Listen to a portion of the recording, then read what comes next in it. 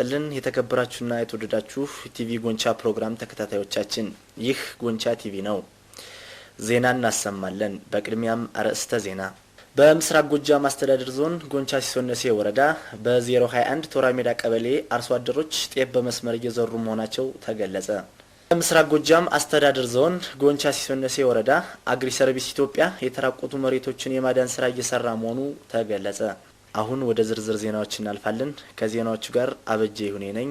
አብራችሁን ቆዩ። በምስራቅ ጎጃም አስተዳደር ዞን ጎንቻ ሲሶነሴ ወረዳ በ021 ቶራሜዳ ቀበሌ አርሶ አደሮች ጤፍ በመስመር እየዘሩ መሆናቸው ተገለጸ። ጤፍ በመስመር እየዘሩ ካገኘናቸው አርሶ አደሮች መካከል አርሶ አደር አዳሙ መኮንንና ካሳው ጎሹ ጤፍ በመስመር በመዝራታችን ከተለያየ የገንዘብና የጉልበት ወጪ እንደተቆጠቡና የተሻለ ምርት እንዳገኙም አክለው ተናግረዋል። የ021 ቶራሜዳ ቀበሌ ሰብል ልማት ባለሙያ አቶ ታደለ ደበብ በዘንድሮ ዓመት ለአርሶ አደሩ ግንዛቤ በመፍጠር ሁሉም የቀበሌው አርሶ አደሮች ጤፍ በመስመር እየዘሩ መሆናቸውን በመግለጽ ውጤታማ የሆነ ምርት ሊያገኙ ይችላሉ በማለት ተናግረዋል። የወረዳው ግብርና ጽሕፈት ቤት ምክትል ኃላፊ አቶ አለሙ አበባው በዚህ ዓመት ለሁሉም ቀበሌዎች ጤፍ በመስመር እንዲዘሩ ስልጠና በመስጠታችን አርሶ አደሩ በመስመር እየዘራ እንደሆነና በሚቀጥለው የተሻለ ምርት እንደሚገኝ ተናግረዋል። በምስራቅ ጎጃም አስተዳደር ዞን ጎንቻ ሲሶነሴ ወረዳ አግሪ ሰርቪስ ኢትዮጵያ የተራቆቱ መሬቶችን የማዳን ስራ እየሰራ መሆኑ ተገለጸ። የደብረ ያቆም ቀበሌ ነዋሪ የሆኑት አርሶ አደር ቢያድግልኝ ሞላ ለአግሪ ሰርቪስ ኢትዮጵያ ያለን ምስጋና የላቀ ነው በማለት በጎርፍ አማካኝነት መውጫና መግቢያ አጥተን ነበር፣ በአሁኑ ሰዓት ግን በእጽዋትና ደን በመሸፈን ከአደጋ ወጥተናል ሲሉ ተናግረዋል።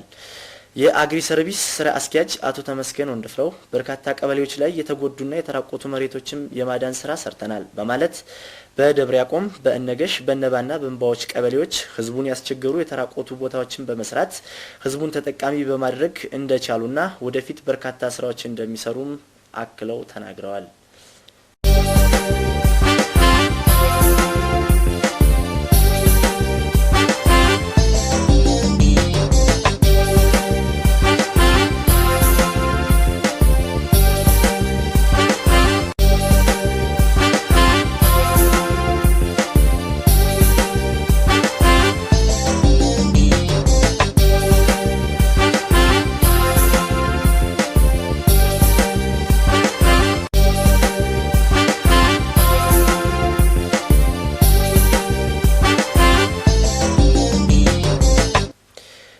የተወደዳችሁና የተከበራችሁ የቲቪ ጎንቻ ፕሮግራም ተከታታዮቻችን የዛሬው ፕሮግራማችን ጤፍ በመስመር ላይ ያተኮረ ይሆናል።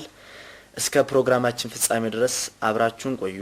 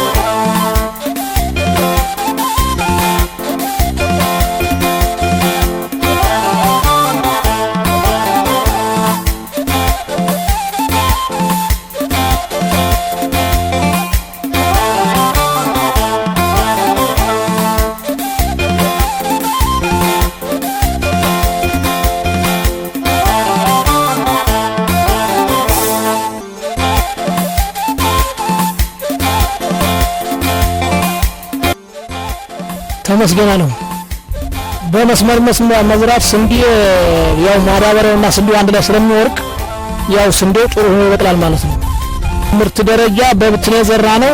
ያው ከ1 ሄክታር መሬት ያው እንደው 40 50 ከ1 ሄክታር መሬት የምንወቃው አሁን ግን 4-5 ጫን እየወቃነለት ነው። አይ ስልጠናው ያው ስንዴን በመስመር ባቄላንም በመስመር ሁሉንም እንደው ጥሬ በሙሉ አተርም ሁሉ በመስመር እንድንዘራ አስተምረናል ግብርናዎች። እኛም እየዘራን ነው ያለን። አዎ ጥሩ ነው። በቆሎም አሁን ጥሩ ነው በልጓል። ሌላውም ደግሞ እየዘራ ነው ጥሩ ነው። ጥሩ በልግ ነው። ምን በልግ ያገኘን ጥሩ ምርት እናገኛለን ብዬ ነው የማስበው።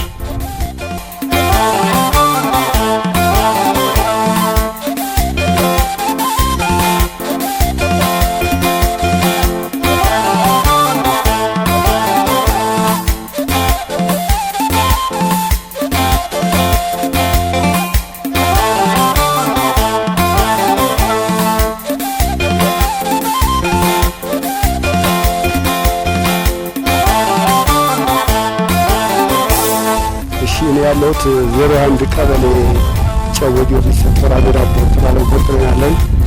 ይቺን መሬት ቢያንስ 6 ጊዜ ታርፋለች። ወሩን በመጠበቅ ምርቱ በጣም ከፍተኛ ምርት ማግኘት ከቀደም በባለሙያ ድጋፍ እየተሰጠኝ የባለሙያ ድጋፍ ሁሉ አይለየኝም። ስለዚህ ገብሱንም የዘራሁት በማንጠፋፊያ ነው በመስመር የተዘራ እንዲሁም በቆሎም በባለሙያ ድጋፍ ተዘርቷል። ስለዚህ የሚገኘው ምርት በጣም ከምንም በላይ ከፍተኛ ምርት ነው ያገኘሁት ያለው። አሁን በመስመር የዘራሁትና በብትን የዘራሁት አንድ ዘሩ በዛል ይጨማደዳል። ሌላው ደግሞ ምርቱን በጣም አነስተኛ ነው። ምርቱ ባለፈው ዓመትም ተዘርተናል።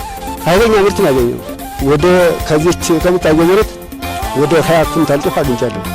ስለዚህ አሁንም ያን ተሞክሮ በማየት ይሄንን ዛሬም በባለሙያ ድጋፍ እየተሰጠኝ እየዘራ ነው። አይ በቃ ይሄን አሁን ለወደፊት ይሄን በማሳየት በቃ ይሄን አይተው እነሱ ምን ተሞክሮ ወስደው እንዲዘሩ ማድረግ ነው። ሌላም ምክር ሰጣለሁ። ዞሮ ሙያውን ለማካፈል ጥረት አደርጋለሁ።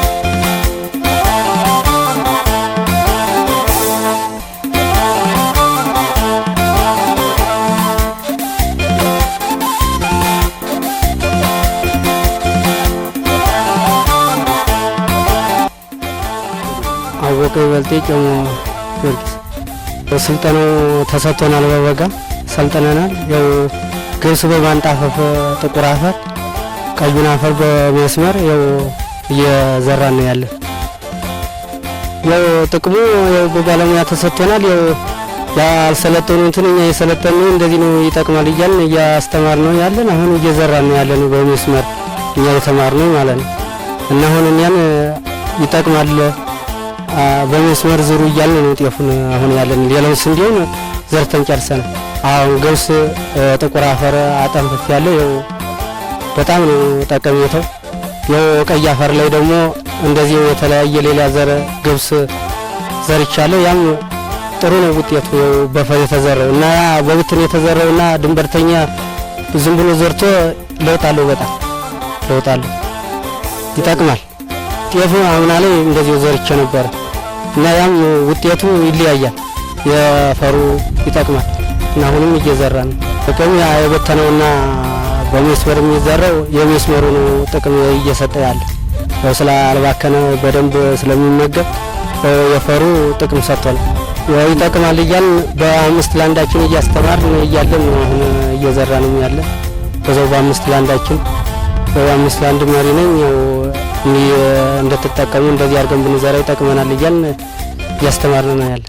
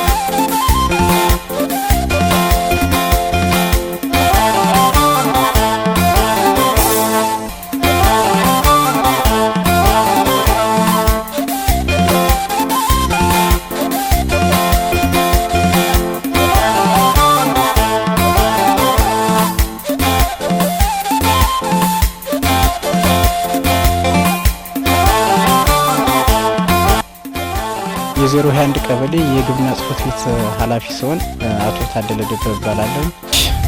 እንግዲህ እንደኛ ቀበሌ የያዝነው የእርሻ መሬታችን 1223 አካባቢ የእርሻ መሬት አለን።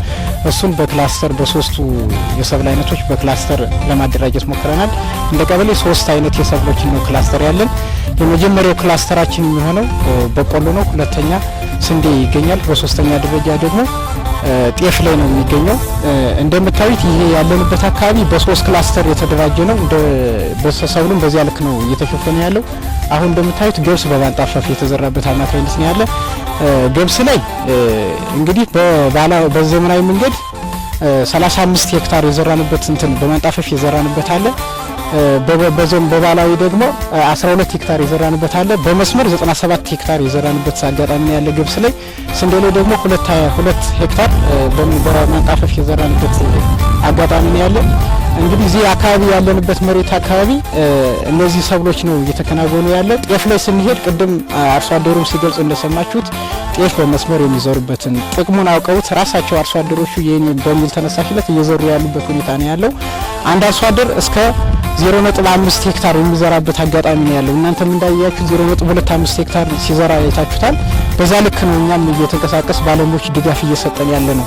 እንግዲህ ከመጀመሪያው ስንነሳ አርሶ አደሩ እኛ የኤክስቴንሽን ተጠቃሚዎች 935 የኤክስቴንሽን ተጠቃሚ ያለን። ከዚህም ውስጥ እናሰለጥነዋለን ብለን የያዝነው 650 የኤክስቴንሽን ተጠቃሚ እናሰለጥናለን በዘንድሮ ዓመት ብለን እቅድ ይዘን ተንቀሳቅሰን ነበር። ከዚህም ሽፋናችን 417 ነው። ወደ ፐርሰንት ስንቀይረው 64% አካባቢ የሚሆነውን በስልጠና በ3 ዙር በመመልመል በ8 ቀን ውስጥ እያንዳንዱ ዘር ያሰለጠንበት ሁኔታ ነው ያለ። የሰለጠኑ አርሶ አደሮች ይኸው እንደምታዩዋቸው ወደ ተግባሩ የገቡበት አርሶ አደሮች አሉ። አንዳንድ ደግሞ በጣም ትንሽ አስቸጋሪ የሚሆኑ አርሶ አደሮችም እንዳሉ እነሱን ደግሞ እየተከታተል ቀን ተቀን የስራ ፕሮግራም በማውጣት እየደገፍናቸው ካሉበት እንትን የሚወጡበትን መንገድ ነው እያመቻችን ያለን። በዚህ ልክ ነው ባለሙያ ድጋፍ እንደምታዩት በዛ ልክ ነው እንትን እያልን ያለ ነው።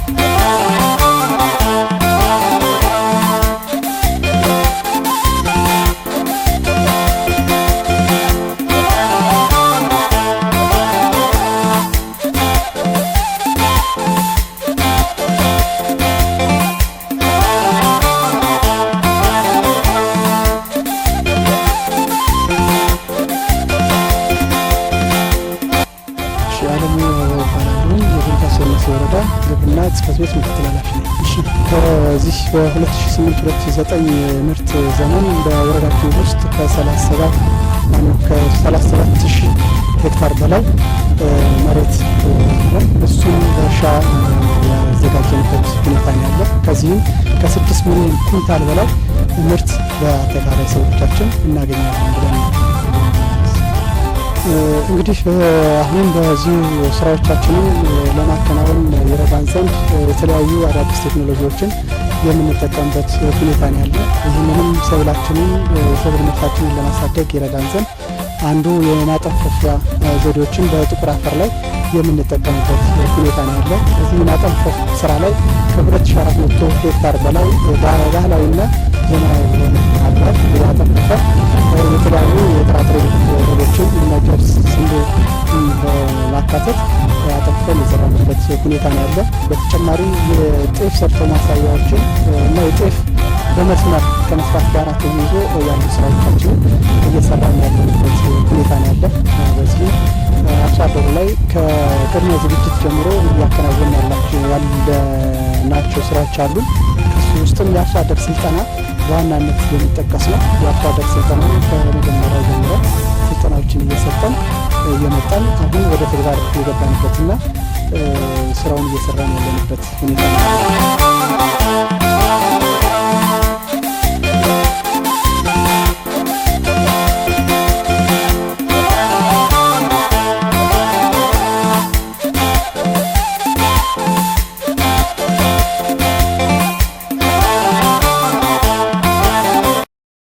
ቴክኖሎጂ አጠቃቀማችን አንጻር አንዱ የግብዓት አቅርቦት ነው። ግብዓት በማዳበሪያ ደረጃ ላይ ያሉ ግብዓቶችን ያቀረብንበት ሁኔታ ነበረ። ዳፕ ኤምፒኤስ አለን እና ዩሪያ ነባለን። በምርት ዘር በኩል ላይ የስንዴ ምርት ዘር ቀቀባና ዳንፊ ዘሮችን ያመጣንበት ሁኔታ ነው ያለ ወደ 1200 ኩንታል በላይ። በማዳበሪያ በኩል ላይ ያሉ 47000 ኩንታል በላይ በእቅድ ያዝንበት ሁኔታ ነው ያለ። ከሱ ጋር ተያይዞ ለአርሶ አደሩ አቅርበን ያሰራጨንበት የግብዓቱ ተጠቃሚ እንዲሆን ያደረግንበት ሁኔታ ነው ያለ። በእሱ ላይ ያጋጠሙ ችግሮች ነበሩ። ከችግሮቻችን ውስጥ አንዱ የዩሪያ ያለመቅረብ ችግር፣ በወቅቱ ያለመቅረብ ችግር ትንሽ አርሶ አደራችን ላይ እንደ ጫና የፈጠረበት ሁኔታ ነው ያለ። እሱንም ከእርስ በርስ አንዱ ቀድሞ ያወጣው እና ያለች ቀድማ የገባችውን የዩሪያ መጠን አንዱ አርሶ አደር ከሌላኛው አርሶ አደር ጋራ እየተዋሰ እየተወዳደረ ሽፋን እንዲሰጡ በማድረግ የቆየንበት ሁኔታ ነው ያለ። በአሁኑ ሰዓት ግን ሁሉም አርሶ አደር በእጁ ግብዓት እንዲይዝ ያደረግንበትና የግብዓት እጥረቱን ያቃለልንበት ሁኔታ ነው ያለ። መጀመሪያ ላይ ግን ትልቅ ቻሌንጅ ሁኔታ እንደነበረ ነው መግለጽ ይፈልግ።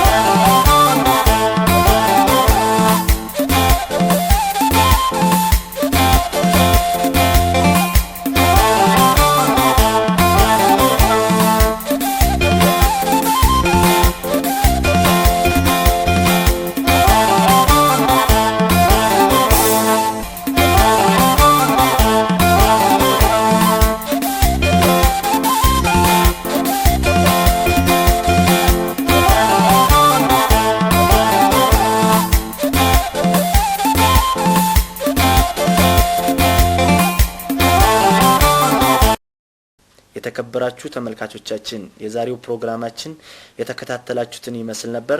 ፕሮግራሙን በማዘጋጀትና በማቅረብ አበጄ ይሁኔ፣ በቀረጻው በኩል ጌታቸው አስማማው አብረናችሁ ቆየን። ሳምንት በሌላ ፕሮግራም እስከምንገናኝ ደህና ሁኑ።